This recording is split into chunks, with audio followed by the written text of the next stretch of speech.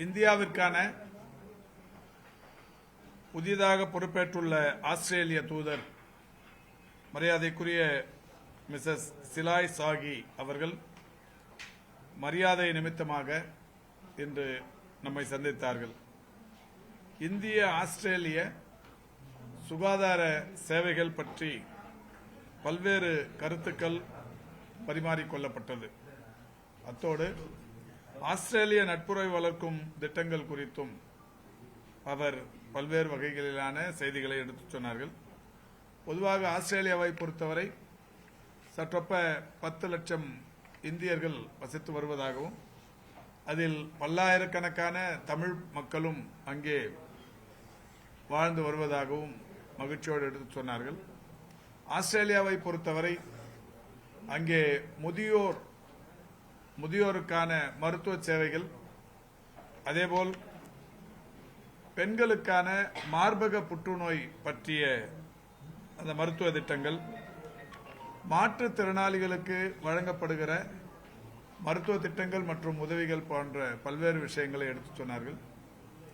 அவரிடத்தில் தமிழ்நாட்டில் மாண்புமிகு தமிழ்நாட்டின் முதலமைச்சர் அவருடைய வழிகாட்டுதலோடு இந்த துறையில் செயல்படுத்தப்பட்டு வருகிற மக்களை தேடி மருத்துவம், இன்னுயிர் காப்போம் நம்மை காக்கும் 48, இதயம் காப்போம், சிறுநீரக பாதுகாப்பு திட்டம், அதேபோல் மக்களை தேடி மருத்துவ ஆய்வக திட்டம், தொழிலாளர்களை தேடி மருத்துவ திட்டம், பாதம் பாதுகாப்போம், நடப்போம் நலம் பெறுவோம் போன்ற பல்வேறு திட்டங்கள் குறித்தும் அவர்களிடத்தில் எடுத்துச் சொல்லப்பட்டது.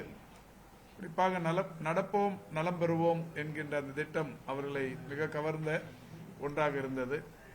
அது குறித்து விரிவாக கேட்டு தெரிந்து விரைவில் சென்னையில் இருக்கிற நடப்போம் நலம் பெறுவோம் திட்டத்தில் அவரும் பங்கேற்று நடக்கவிருப்பதாகவும் ஒரு மகிழ்ச்சியான செய்தியினை எடுத்துச் சொல்லியிருக்கிறார்கள். அதோடு மட்டுமல்லாது ஆஸ்திரேலியாவில் செயல்படுத்தப்பட்டு வருகிற இந்த முதியோருக்கான மருத்துவ சேவைகள், மார்பக புற்றுநோய்கள், அதேபோல் இந்த மாற்றுத்திறனாளிகளுக்கு வழங்கப்படுகிற மருத்துவ சேவைகள் போன்ற பல்வேறு விஷயங்களை நேரடியாக வந்து பார்த்தறிந்து கொள்ள அழைப்பும் விடுத்திருக்கிறார்கள். இப்படி அவருடனான சந்திப்பு என்பது மகிழ்ச்சி அளிக்கக்கூடிய ஒன்றாக இருந்தது.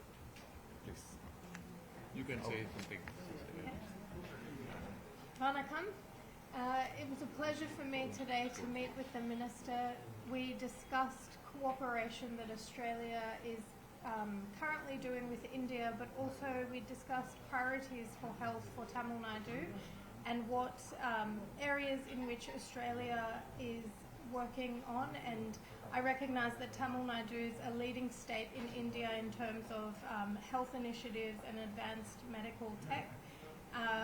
But in Australia also we have schemes such as our Universal Health Scheme Medicare, our National Disability Insurance Scheme and our aged care programs that there are lots of lessons learnt from things that we have trialled in Australia.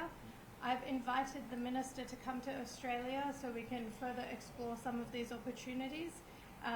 We also have technologies and things we've invented like the HPV vaccine, but also simple things like how we roll out screening nationally for things like breast cancer. I think there are opportunities for us to cooperate where we can introduce some things in Tamil Nadu like breast cancer screening, mobile breast cancer screening in rural parts of the community, because Australia, like Tamil Nadu, is big. There are rural communities and I think we can benefit from the lessons learnt on both sides. So thank you for having me, Minister, today. It's been a pleasure. Thank you.